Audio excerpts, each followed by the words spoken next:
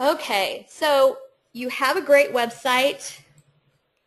You just need to get people to it. So how do you do that? We've all asked ourselves this question.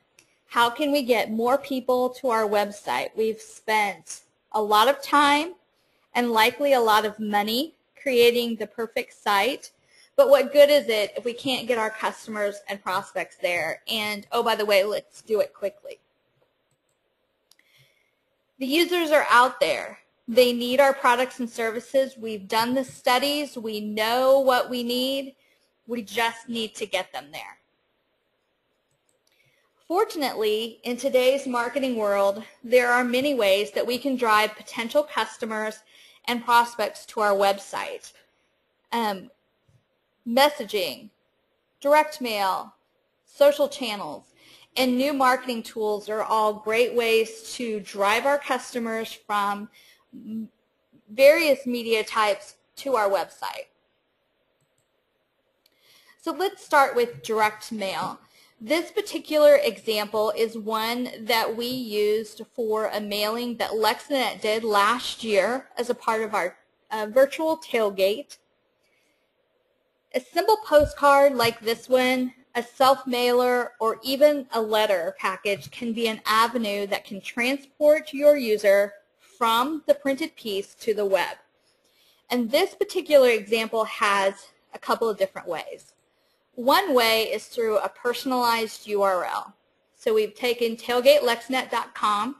That was a special URL that we purchased for the campaign. And then the recipient's name is out on the end, first name dot last name.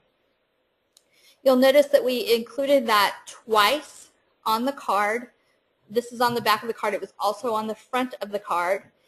And we've made sure that it was easy to read and easy to find. In addition, for this postcard, we also used a QR code. The quick response code was a great way to drive the user from the printed piece through their smartphone right into our personalized landing page that we had created for this user. There's some rules that you want to follow when creating a personalized landing page or a PURL address. Typically, you'll use websitename.com/firstname.lastname. That's completely up to you what you use for your URL address. There are some things to remember though. Lexinet.net/myfirstname.lastname. Good example of a personalized URL. It's short, it's sweet, it's something that I'll remember. Dashes typically are not a good idea when creating a URL. And another bad idea or bad practice is to include multiple uses of the same letter throughout your URL. And really that's just because it's way more commonly mistyped. If you've got two T's, two E's, you've typed in URLs before when you wonder, okay, is it one T or two? Is it one E or two? What should I do? So just remember that there are good practices for URLs and bad practices for URLs. And again, websitename.com, in our case, we purchased a special URL because it was something that our users could remember about the campaign that we were implementing. Use simple and easy to remember URLs and display them appropriately on your outbound marketing piece. Put them on the front of the piece, on the back of the piece. If you're using a window envelope, if you have a letter campaign, that's fine. Make sure the URL shows through the window. And oftentimes, it's not even a bad idea to highlight the URL with the use of color.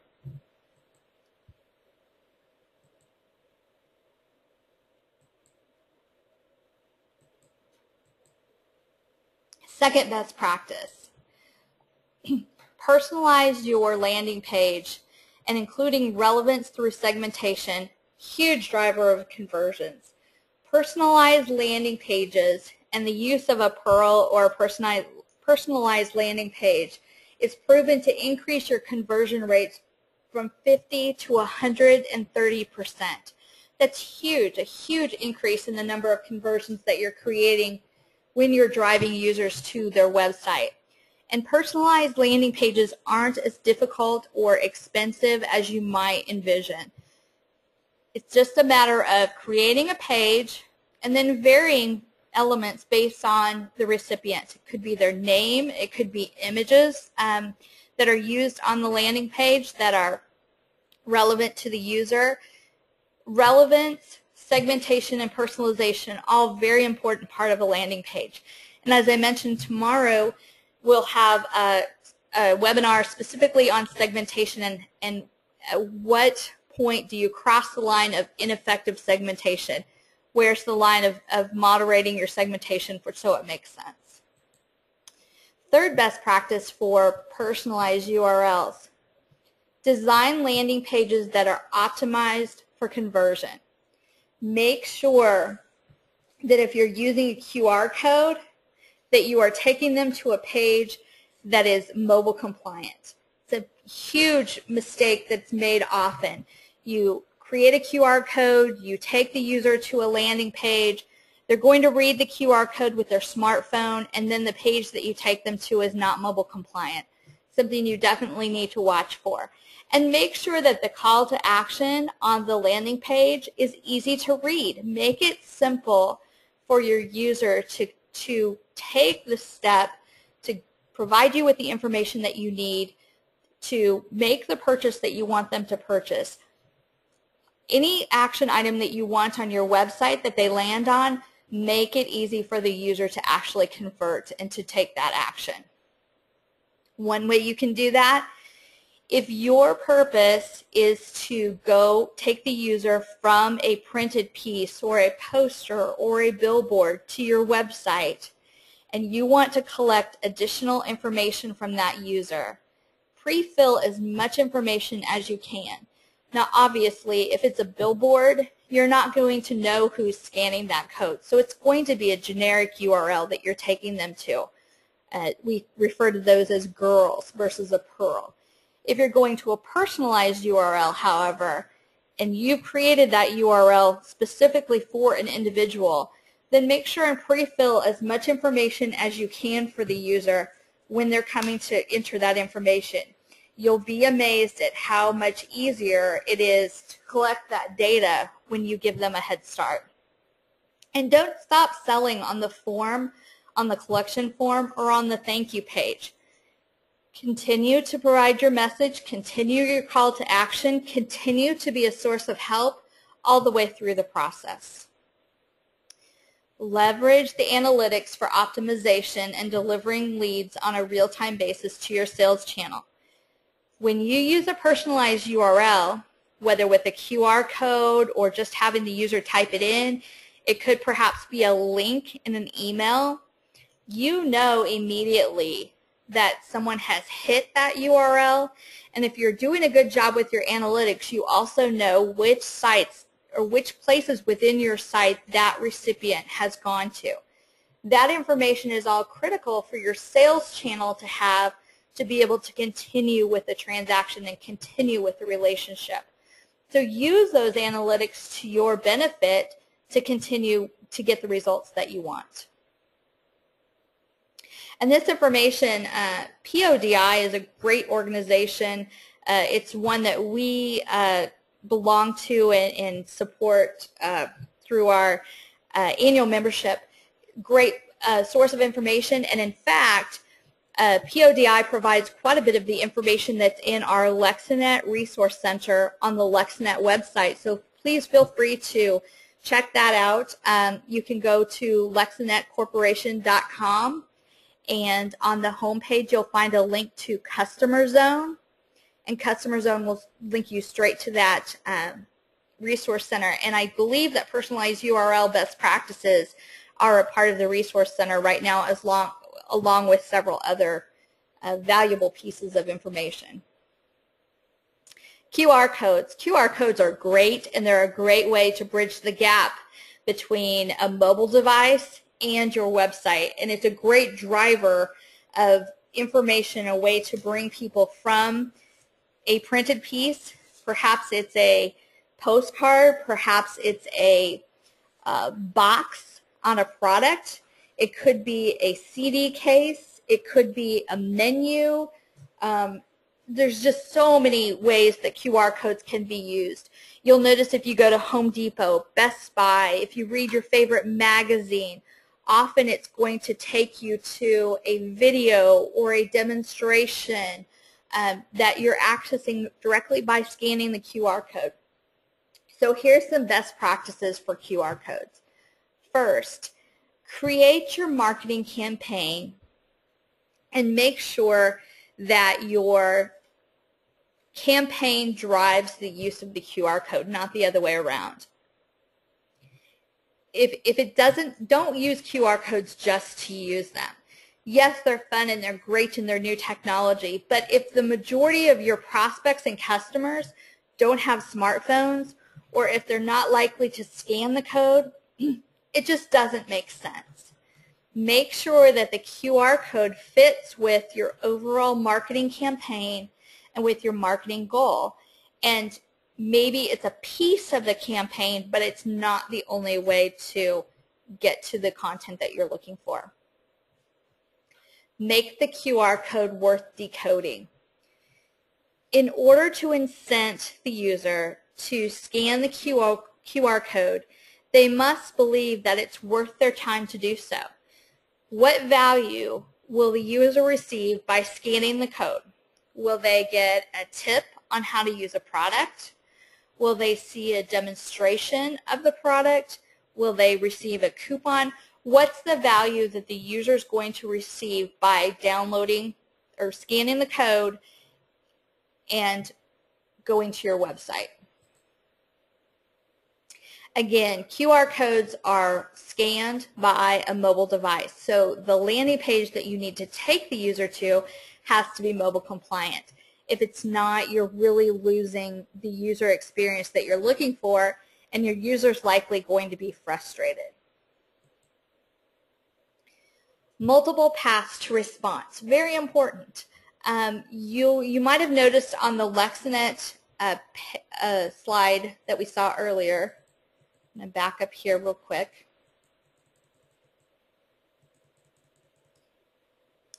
Right beside the QR code, it said, to view this code, you must use a smartphone and download a QR code reader, such as ScanLife.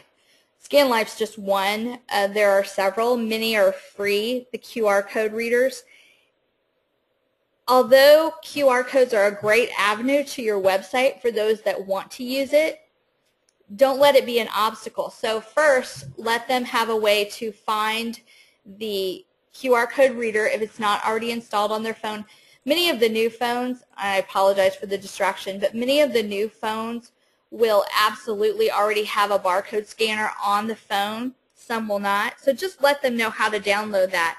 And two, always give your users the option to go directly to the website. So if they choose not to scan with their smartphone, or if they don't have a smartphone, make sure and include the address, which we did with the Pearl on our postcard example. Let them be able to just type in the destination URL and go directly to the landing page with their computer versus with their mobile device. And again, just follow the instructions with the code. Make sure the instructions are printed where the QR code is. And we've listed the address.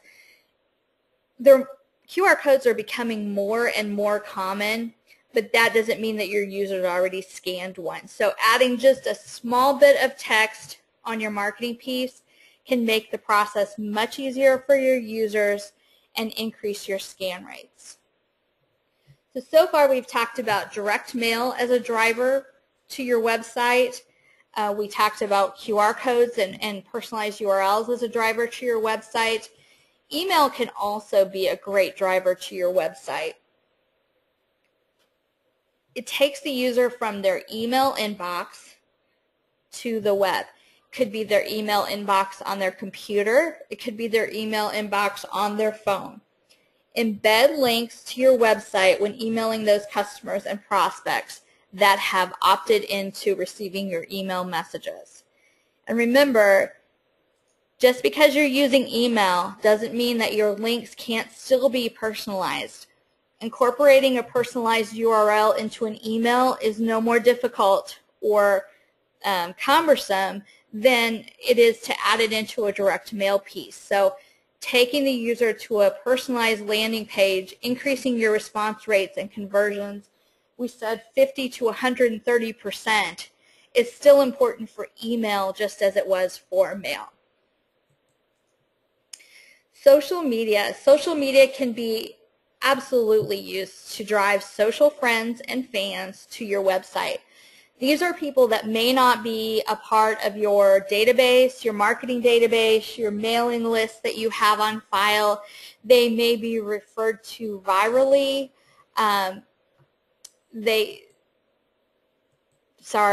Need to catch up here. Link to the personalized URL into the website from an email. So that's an effective way to use email to your benefit. Referrals from friends or friends of friends are a great way to virally spread the word about your business. They may be people that you don't even know they exist, don't know that they're friends of friends, don't know that they have an appreciation for your business, your organization, what you're doing.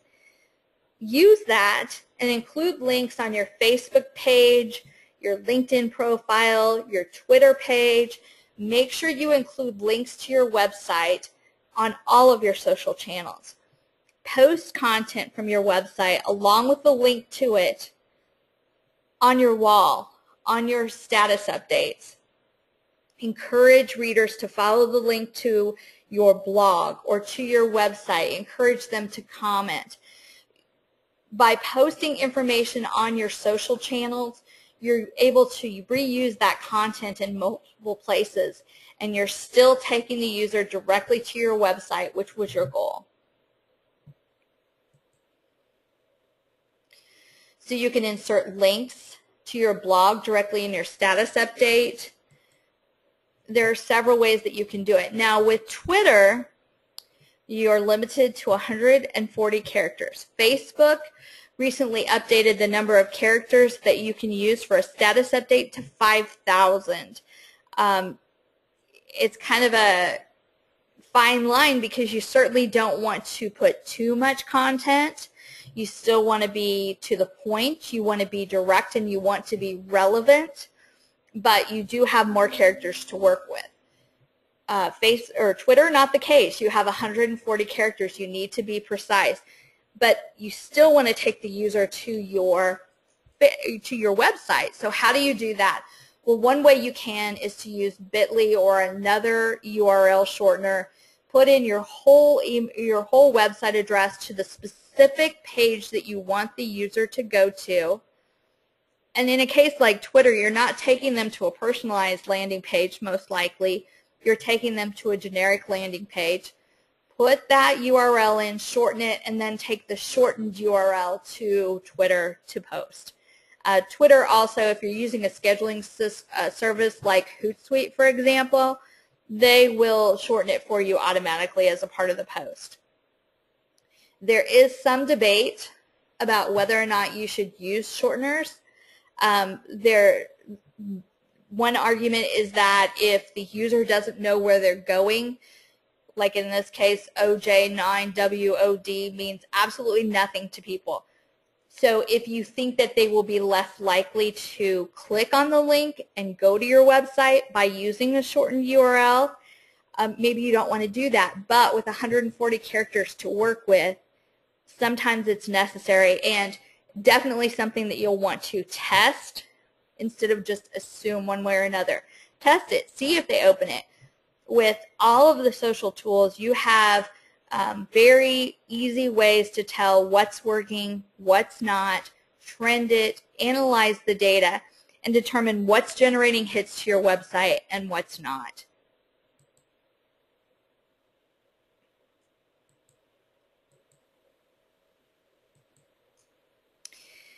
One last note before we go into our conversation segment. In addition to driving people to your website and increasing your response rate and sales through email, direct mail, social networks, QR codes, tools like that, it's also very important to make sure that your website is optimized for search engines.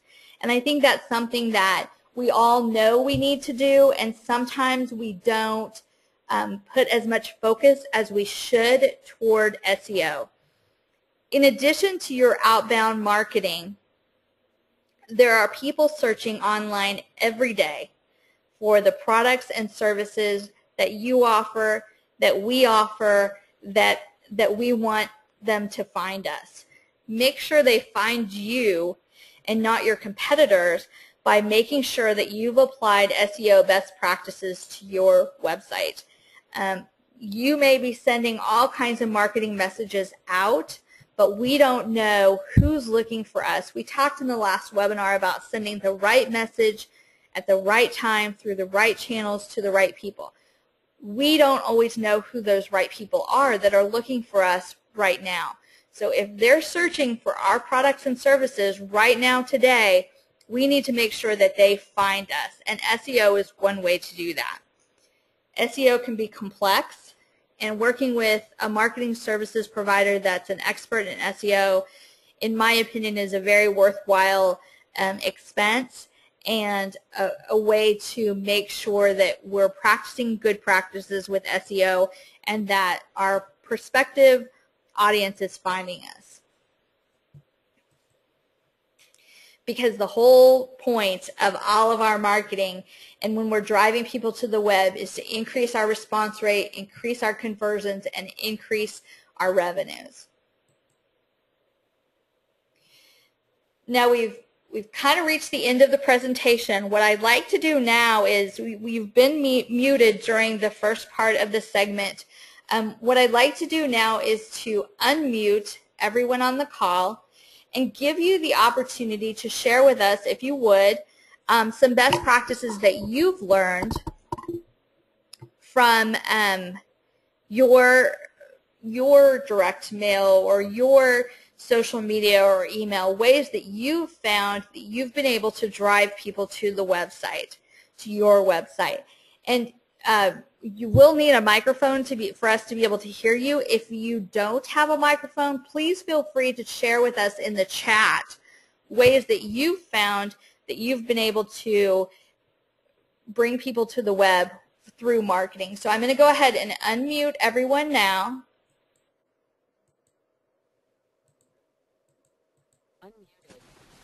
Sorry, apparently I have to do it one at a time.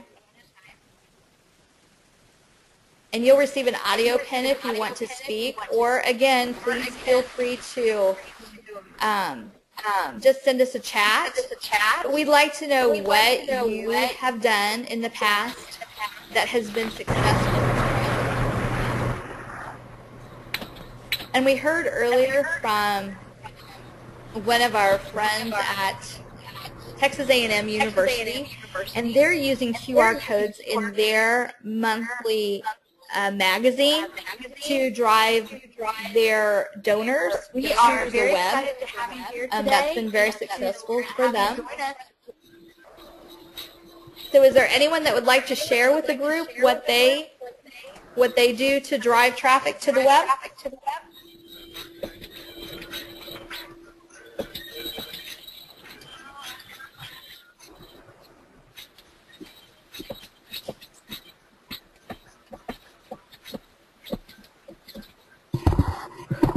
I'm sorry, we just turned our...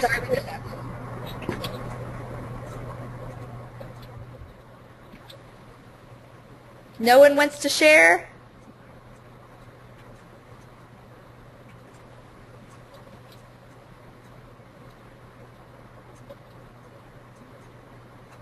Okay, well, feel free to send your thoughts and your ideas through the chat, or feel free to contact us later. We would love to discuss. I'm going to go ahead and mute everyone again.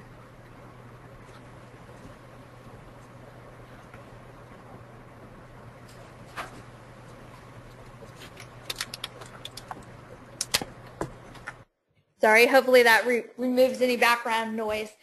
We would love to discuss your ideas with you, ways in which we could help you drive more people to your website. Again, please check out the Resource Center on the LexNet site.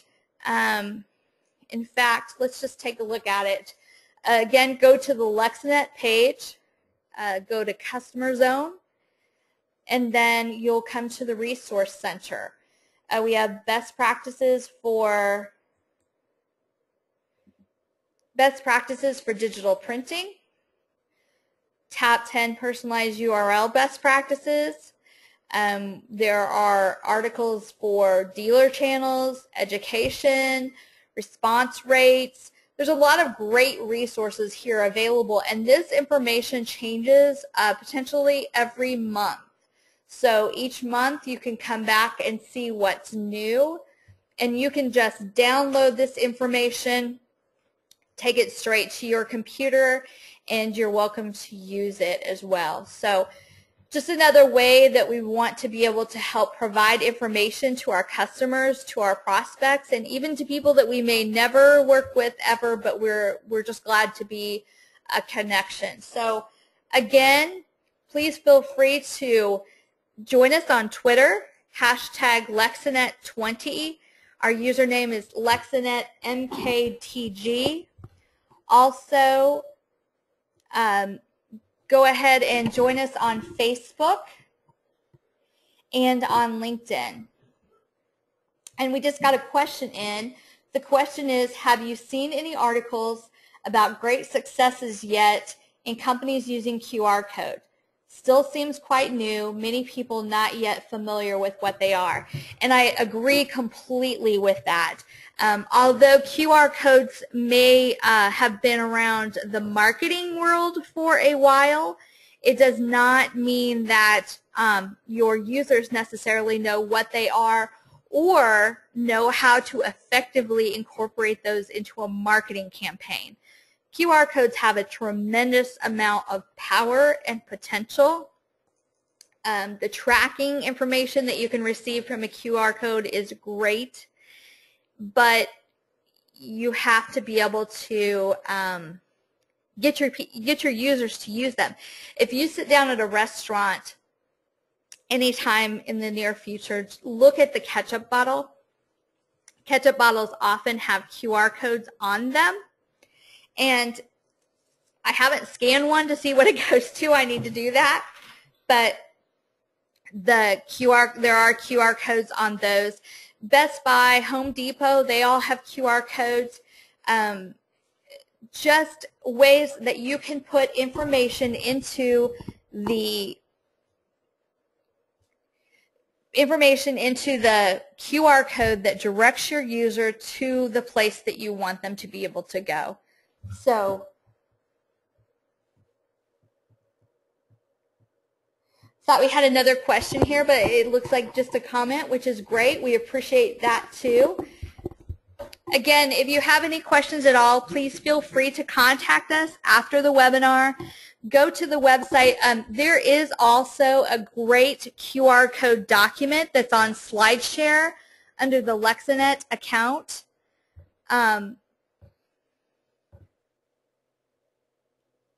Sorry, reading another question. Very true. Challenge is that people have to have a pretty current mobile device to be able to read QR codes. Very true. Part of it depends on how well the QR code is put together, how much information is stored within the QR code itself, and how much, how new the phone is. That's very true. Resolutions of the phone make a difference. Pixels on the phone make a difference, obviously, but QR codes are definitely something for the future. On SlideShare, if you search LexNet, you will see a QR code document. I believe it's called New Frontier. It's a great, great document that talks about QR codes and how they can be used effectively. We'd invite you to download that document and take a look at it as well. And it is on SlideShare. So I think we've answered all the questions. We appreciate you being a part of it today. We have 3 more webinars tomorrow. Again, we still have prizes to give away on Twitter and Facebook and LinkedIn. And we hope to see you again soon. Thank you very much for attending.